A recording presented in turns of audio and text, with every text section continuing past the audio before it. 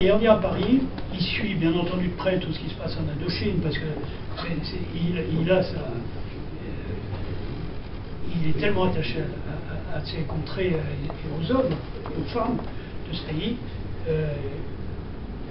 54, donc, mai 54, Dien Bien Phu. Première mission envoyée Élie Salan-Pélissier. Élie demande bien sûr à Salan de venir. Rapport, le problème qui était après Dien Bien Phu, c'est est-ce que Hanoï va tomber, hein? Est-ce que le Tonkin, on peut encore tenir le delta? Parce qu'on ne tenait plus que le delta. Les montagnes, tout ce qui était au nord, Carobang, tout ça. Bon, il y a eu quelquefois des raids, dont un raid auquel a participé quelqu'un qu'on aimait bien, qui était le capitaine Bonelli, qui malheureusement est mort il y a peu de temps, un raid sur Langson, où ils ont fait sauter tout ce qu'ils ont pu trouver comme armement, qui était pour les Viettes, bien sûr. Et donc, une première mission pour évaluer la situation, et ensuite, Élie est nommé haut commissaire et commandant en chef, demande à Salan de venir, vient avec lui. Élie, moi j'ai un jugement assez sur Élie. Hein. Il ne prend pas souvent des responsabilités. Il envoie souvent les autres à sa place. Bon, je suis prêt à entendre d'autres choses sur Élie, mais ça me paraît quand même assez la vérité. On le voit pour Suez aussi plus tard. Mais en Indochine, donc, en Indochine, il était chef d'état-major de la défense nationale. Hein. Peut-être pas encore à l'époque. Hein. Et donc Salan revient. Qu'est-ce qu'il a comme tâche? C'est assez terrible comme tâche. C'est la rétractation, comme on dit, du dispositif militaire. C'est l'opération qu'on appelle Auvergne. Hein.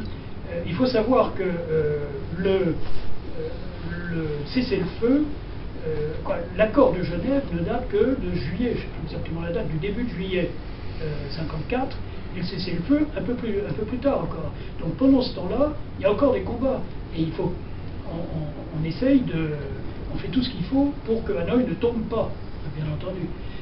Alors, quand Salan est là-bas, rétractation des troupes du poste, en particulier, qui risquait de tomber dans les mains du Viet Minh, avant le cessez-le-feu. Et puis, alors ça, c'est au début, ça se passe correctement, l'opération Auvergne, ça se passe moins bien en Annam, il y a vraiment une retraite, il faut appeler les choses par leur nom, qui est assez catastrophique.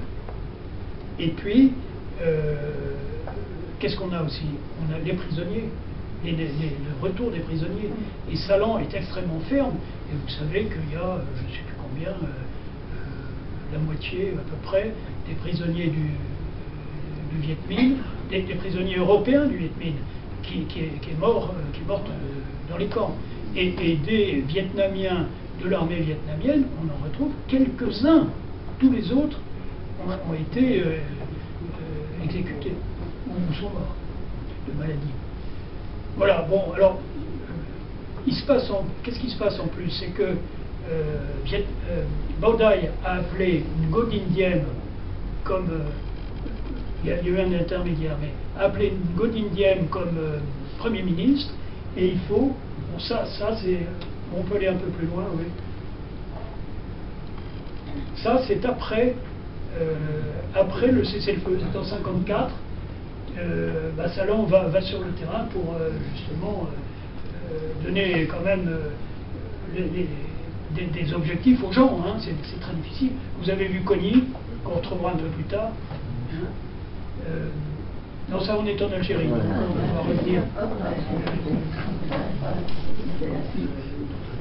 Alors bon, il y a des relations avec Ngo Dinh Diem qui sont difficiles parce que on peut comprendre, les Vietnamiens disent mais vous abandonnez, vous donnez tout ce qui est au nord du 17e parallèle, vous le donnez aux communistes, alors que c'est notre pays.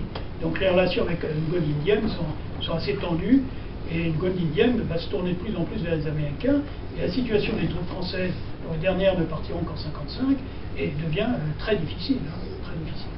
Alors, Salan ne s'entend pas avec Élie. Élie lui avait dit, quand je ne suis pas là, vous êtes au commissaire. Et puis au moment où il part, il dit, non, ce ne sera pas vous, ce sera, je ne sais plus qui, de Jean, ou je ne sais pas quoi. Donc, Salan dit, bon, je demande mon rapatriement. Ce sera le général Jacot qui viendra prendre le commandement des troupes en Indochine. Alors Salan est à Paris. Il commande, au départ il n'a pas de poste, mais ensuite il commande une armée de réserve, les réserves stratégiques, le boulevard du Montparnasse. Et c'est une armée qui n'existe pas, qu'il faut mobiliser en cas de mobilisation, justement. Mais il y a des relations avec l'OTAN, puisqu'à l'époque on fait partie de l'OTAN, et tout ça est intégré dans le dispositif OTAN. En 56, fin 56, il est nommé commandant supérieur interarmée en Algérie et commandant à la 10e région militaire. Il passe le commandement des réserves stratégiques au général Zeller, quand à un moment il se retrouve. Qui le remplace donc au boulevard du Montparnasse, à côté d'un immeuble de la DGAC, la délégation générale à l'aviation civile, je crois que maintenant ça ne leur appartient plus, qui est tout près de Notre-Dame-des-Champs. Et donc Salan est nommé en novembre et il reçoit sa 5e étoile. Il arrive à Alger, c'est le gouvernement Guy Mollet avec Bourges-Monory comme ministre de la Défense nationale, et il y avait 3 secrétaires d'État. Un à la guerre, ou à l'armée de terre, je ne sais pas exactement, qui était Max Lejeune. Alors, il s'entend bien avec Max Lejeune, il commence à faire quelques inspections, en particulier sur les barrages qui sont en train de se créer, surtout à l'époque c'était sur le côté marocain, et c'est la décision de créer les barrages, en particulier ce qui va s'appeler la ligne Maurice, parce que quand Bourges-Monory deviendra lui-même pas longtemps président du Conseil, il prendra André Maurice comme ministre de la Défense, et c'est Maurice qui va pousser, avec Salan, bien sûr, c'est Salan qui pousse beaucoup, pour créer la ligne Maurice, sur la frontière tunisienne. Alors, il a plusieurs objectifs, bien entendu, des objectifs, disons, militaires, puisque là, on se rend compte, quand on regarde jour par jour, qu'il y a presque tous les jours des embuscades contre des militaires, qu'il y a des morts, il y a des, etc. Donc il y a un objectif militaire, il y a un objectif bien entendu civil, d'essayer il pousse pour le développement des sections administratives spécialisées. Et puis, un mois et demi après son arrivée, l'attentat du bazooka, place Bugeaud, vous voyez, c'est au premier étage. Alors je sais pas, j'ai pas de photo, ça, il me semble en avoir. Alors, revenez vite en arrière, il y a un horrible bonhomme là, sur la gauche. Il me semble que j'ai les tubes du bazooka à la gauche.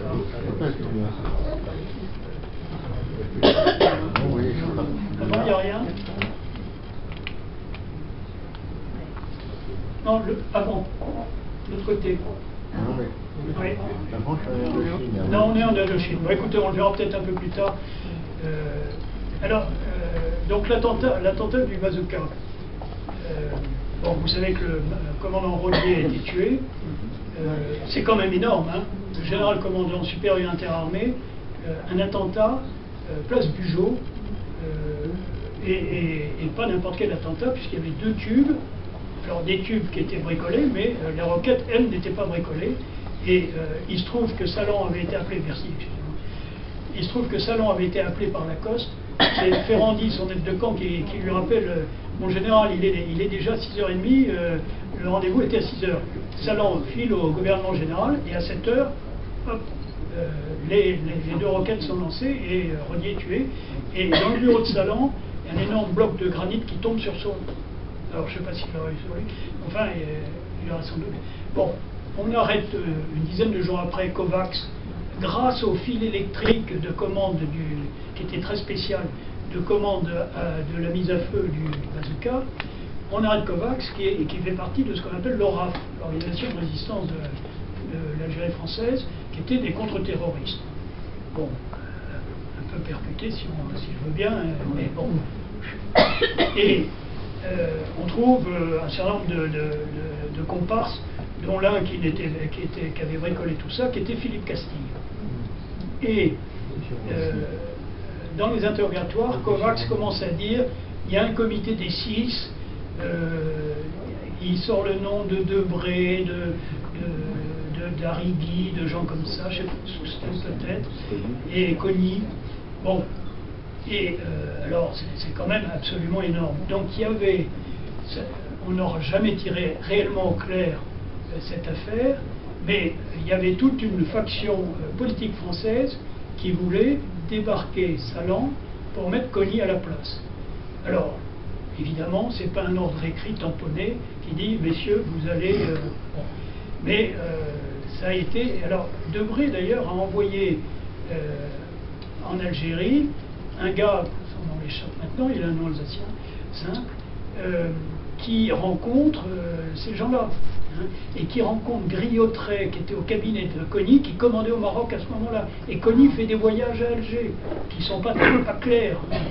En particulier à l'hôtel Aletti, est-ce qu'il a rencontré Kovacs ou pas, ou est-ce que c'est Griotret qui l'a rencontré, ça c'est sûr, etc. Bon, c'est absolument énorme. Et Salan, vraiment, là-dessus, est intransigeant.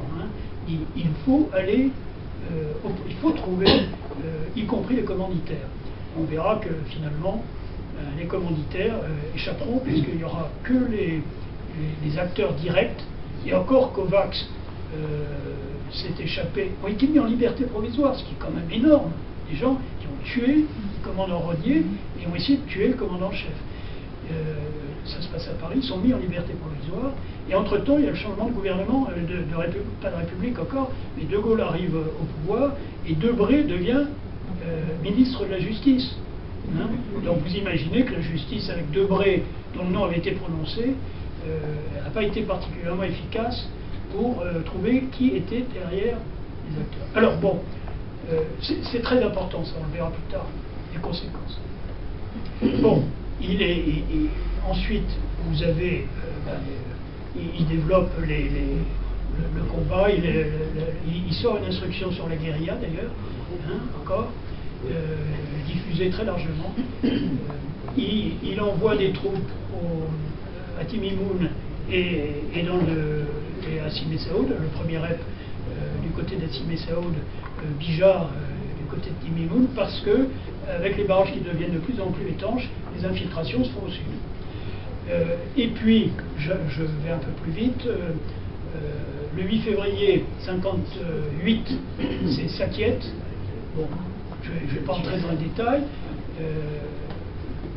Les patrouilles, l'ALN, l'Armée de Libération Nationale, qui était basée en Tunisie, envoyait ses troupes de l'autre côté de la frontière et avait fait des embuscades avec en plus des horreurs. Des gens qui avaient été pris, qui étaient... bon, je n'entre pas dans les détails. Et puis, les avions qui passaient, les avions de l'armée de l'air qui passaient dans le coin, étaient mitraillés systématiquement à partir de Sakiet, qui est en Tunisie. Donc, Salan, le 8 février, après un mitraillage d'un Marcel Dassault 315, pour être très précis, Salan donne l'ordre de ce qu'on appelle de lancer le droit de suite, de représailles. Il avait, c'était si vous voulez, c'était prévu. Et Chaban-Delmas, qui était à l'époque ministre de la Défense nationale, puisqu'on est à l'époque de Félix Gaillard, à ce moment-là, Chaban-Delmas était d'accord, qui n'a pas empêché Chaban-Delmas, quand il a su ça, de dire mais qu'est-ce que c'est que cette histoire? Bon, on connaît les hommes politiques, en général. Il y a quelques exceptions, il faut l'espérer. Donc, affaire de Sakiet, Bourguiba, etc. Vous avez tué des écoliers, etc. Il y a eu quelques victimes civiles, mais la plupart étaient quand même des troupes de l'ALN ou des postes de tir antiaérien qui avaient justement tiré sur les avions, français de l'autre côté de la frontière. Donc, ce qu'on a appelé les bons offices, l'internationalisation du conflit, les troupes françaises de Tunisie n'ont plus le droit de bouger, etc. Il y a un sentiment chez les militaires en Algérie et dans la population, avec en plus, peu de temps après, en avril, le gouvernement Gaillard qui a renversé justement sur ces affaires-là, et Frimelin qui est pressenti, comme on disait, que l'Algérie va être abandonnée. Le déclenchement du 13 mai, c'est l'assassinat, fusillé en Tunisie, de 3 militaires français qui avaient été faits prisonniers par l'ALN. Donc, 13 mai, c'est un mouvement populaire au départ, avec plusieurs composantes. La composante algéroise, plutôt la Gaillarde et tout ce qu'il y a autour, et encore il y avait plusieurs composantes, et puis la composante gaulliste, dans la mesure où Chaban-Delmas avait créé une antenne de la défense nationale avec Delbecq sur place, ce qui déplaisait fondamentalement à Salan. L'action psychologique, c'était lui, c'était pas Delbecq, etc. Donc ils ont des explications assez sévères.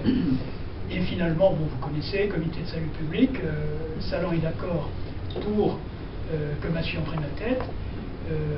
Message à Paris pour dire qu'un gouvernement qui prônerait des négociations, etc. Bon, une pression quand même sur Paris.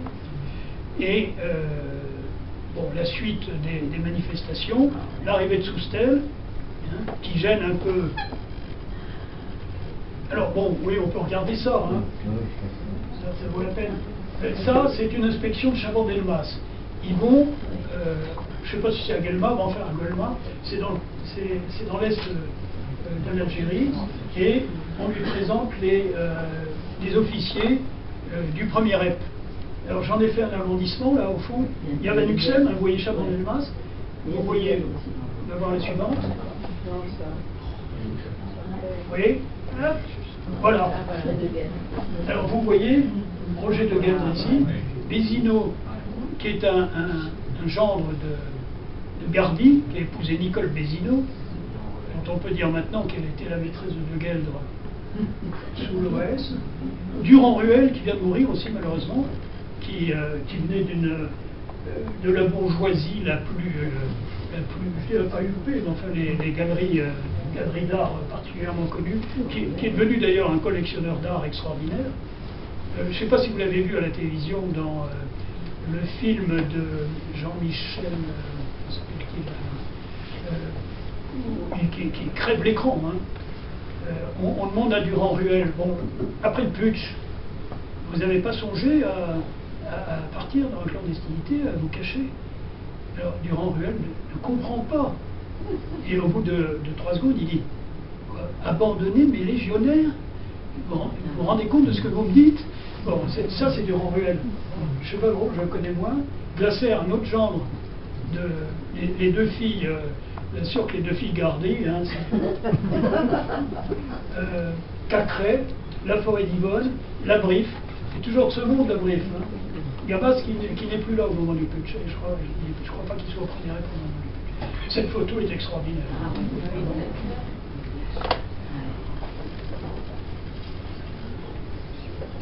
Oui, bon, alors, ça c'est très bien.